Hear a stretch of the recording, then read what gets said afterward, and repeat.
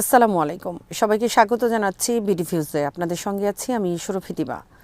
বাংলাদেশের সাম্প্রতিক জাতীয় সংসদ নির্বাচনকে ঘিরে তৈরি হওয়া রাজনৈতিক আবহ, সামাজিক যোগাযোগ মাধ্যমের উত্তাপ, মাঠের লড়াই এবং ঘোষিত ফলাফল সব মিলিয়ে দেশটির রাজনীতিতে এক নতুন বাস্তবতার জন্ম দিয়েছে।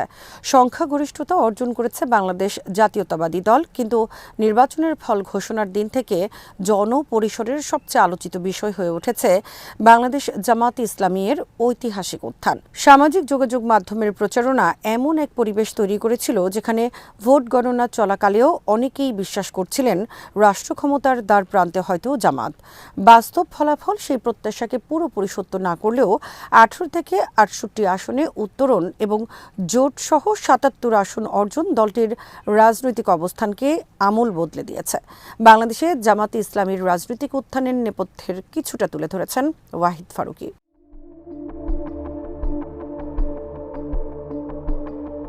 নির্বাচনের আগে ও পরে সামাজিক মাধ্যমে যে হাড্ডাহাড্ডি বয়ান ছড়িয়ে পড়ে তা কেবল আবেগের বহিঃপ্রকাশ ছিল না, বরং ছিল কৌশলগত যোগাযোগের ফল। জামাত ঘনিষ্ঠ একাধিক ফেসবুক পেজ, ইউটিউব চ্যানেল ও রাজনৈতিক ইনফ্লুয়েন্সার মাঠের আংশিক ফলাফলকে এমনভাবে উপস্থাপন করছিলেন যেন দাঁড়িপাল্লার প্রতীক দ্রুত এগিয়ে যাচ্ছে। এই ডিজিটাল বয়ান অনেক সমর্থককে এক ধরনের মনস্তাত্ত্বিক শক্তি দিয়েছে। নির্বাচনী রাজনীতিতে জয়ের সম্ভাবনা নিজেই একটি চালিকা শক্তি। এটি কর্মীদের আরও সক্রিয় করে, অনিশ্চিত ভোটারকে আকৃষ্ট করে এবং তৃণমূল সংগঠনকে উৎসাহিত রাখে। ফলে ডিজিটাল বাবল বাস্তবতার পূর্ণ প্রতিফলন না হলেও রাজনৈতিক গতিশীলতায় তা কার্যকর ভূমিকা রেখেছে।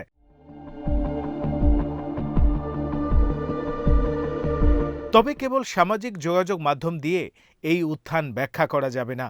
2008 সালের নির্বাচনে কার্যত ধসের মুখে পড়া জামাত কিভাবে এমন প্রত্যাবর্তন করল, এই প্রশ্নের উত্তর খুঁজতে গেলে একাধিক স্তরে বিশ্লেষণ প্রয়োজন। ঐতিহাসিকভাবে দলটি কখনোই বাংলাদেশের প্রধান গণভিত্তিক শক্তি ছিল না, আবার সম্পূর্ণ প্রান্তিকও ছিল না। 1991 সালে তারা 18টি আসন ও 12% বেশি ভোট পেয়েছিল। 1996-এ আসন কমে দাঁড়ায় 3টিতে, 2001-এ আবার 17টি আসন পায়, 2008-এ নেমে আসে 2টিতে। সেই প্রেক্ষাপটে এবারের 68টি আসন নিঃসন্দেহে অভূতপূর্ব।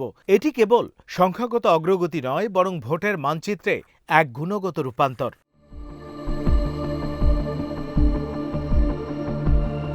এই রূপান্তরের প্রথম বড় কারণ রাজনৈতিক শূন্যতা। দীর্ঘদিন ধরে বাংলাদেশের নির্বাচনী রাজনীতি মূলত দুই প্রধান দলের প্রতিদ্বন্দ্বিতায় সীমাবদ্ধ ছিল, বাংলাদেশ আওয়ামী লীগ ও বিএনপি। আওয়ামী লীগ শুধু একটি ভোট ব্যাংক নয়, প্রশাসনিক প্রভাব, স্থানীয় ক্ষমতার কাঠামো এবং সাংস্কৃতিক পরিসরেও দৃঢ় অবস্থান তৈরি করেছিল। জুলাই গণঅভ্যুত্থানের পর সেই কাঠামো ভেঙে গেলে ভোটের বাজারে তরলতা সৃষ্টি হয়। এই তরলতার ভেতরে ছিল বিপুল সংখ্যক নীরব ও ফ্লোটিং ভোটার, যারা পরিস্থিতি ও সম্ভাবনার হিসেব করে ভোট দেন। এই ভোটারদের একটি অংশকে টানতে জামাত তুলনামূলকভাবে সফল হয়েছে।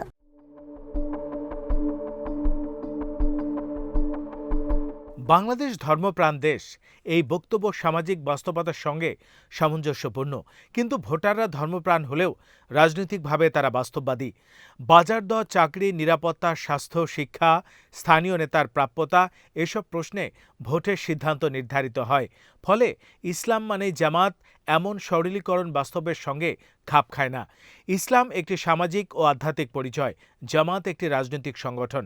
তবুও এবারে নির্বাচনে দেখা গেছে ধর্মীয় ভাষায় উচ্চারিত নৈতিক প্রতিশ্রুতি, ইনসাফ, সততা, সামাজিক ন্যায় রাজনৈতিক আস্থার উপর উপাদান হয়েছে। অনেক ভোটার আদর্শগত সমর্থক না হয়েও কম দুর্নীতিগ্রস্ত বিকল্প হিসেবে জামাতকে বিবেচনা করেছেন।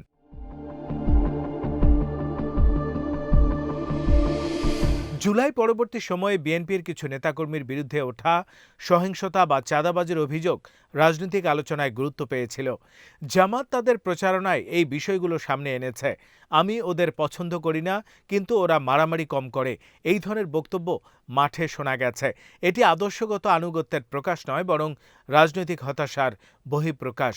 সেই হতাশায় অনেক ক্ষেত্রে দাঁড়িপাল্লার পক্ষে ভোটে রূপ নিয়েছে।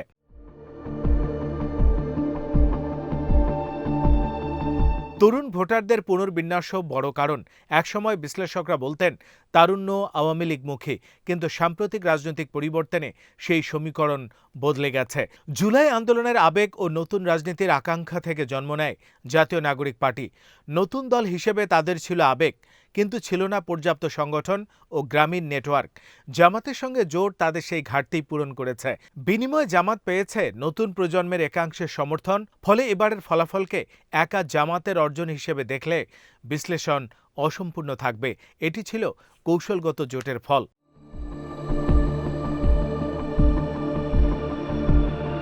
ঢাকার ফলাফল বিশেষভাবে তাৎপর্যপূর্ণ। রাজধানীর 15টি আসনের মধ্যে জামাত 6টি এবং তাদের জোটসঙ্গীরা 1টি আসন জিতেছে। নগর রাজনীতিতে এই অগ্রগতি দেখায় দলটি কেবল গ্রামীণ আবেগে সীমাবদ্ধ নয়। শহুরে মধ্যবিত্তদের একাংশ দুর্নীতিবিরোধী ভাষা ও সাংগঠনিক শৃঙ্খলায় আস্থা রেখেছে। ঢাকা 17 আসনে বিএনপি চেয়ারম্যান তারেক রহমান মাত্র 4,399 ভোটের ব্যবধানে জয়ী হওয়া প্রতীকীভাবে দেখায় মাঠের প্রতিযোগিতা কতটা তীব্র ছিল। আসনের হিসাবে বিএনপি এগিয়ে থাকলেও ভোটের ব্যবধানে বহু জায়গায় লড়াই ছিল হাড্ডাহাড্ডি।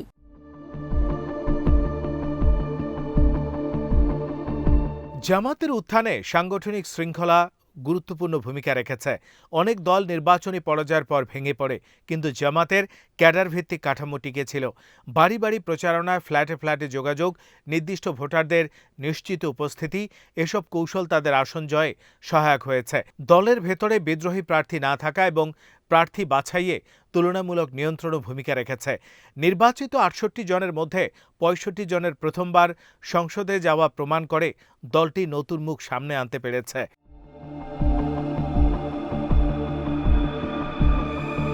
ঐতিহাসিক স্মৃতি ও বয়ানও প্রভাব ফেলেছে।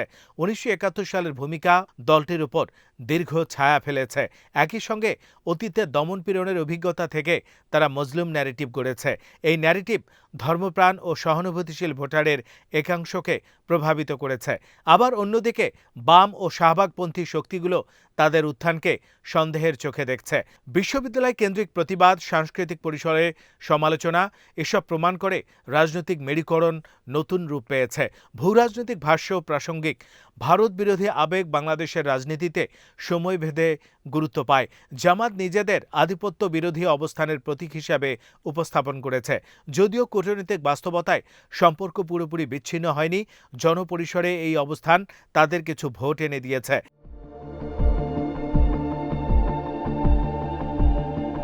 জামাতের রাজনৈতিক ইতিহাস পর্যালোচনা করলে দেখা যায় জনসমর্থনে, বিশেষ করে রাষ্ট্রীয় ক্ষমতায় যাওয়ার মতো জনসমর্থন বাংলাদেশে জামাতের কখনোই ছিল না। এবারই প্রথম জুলাই বিপ্লবের অন্যতম প্রধান শক্তি হয়ে দাঁড়িয়েছে।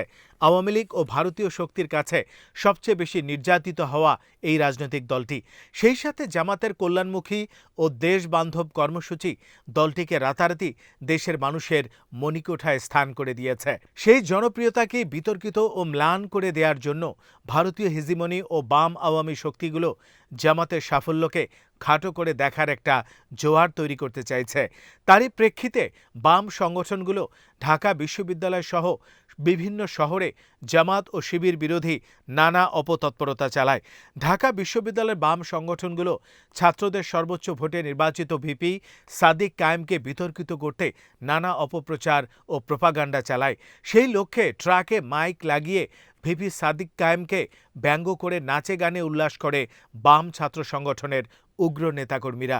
যদিও এবারের নির্বাচনে বাম সংগঠনের প্রধান নেতারা সবাই জামানত হারিয়ে পরাজয় বরণ করেছেন। বাম সংগঠনগুলো সারা দেশ মিলিয়ে 10,000 ভোটেও জিততে পারেনি।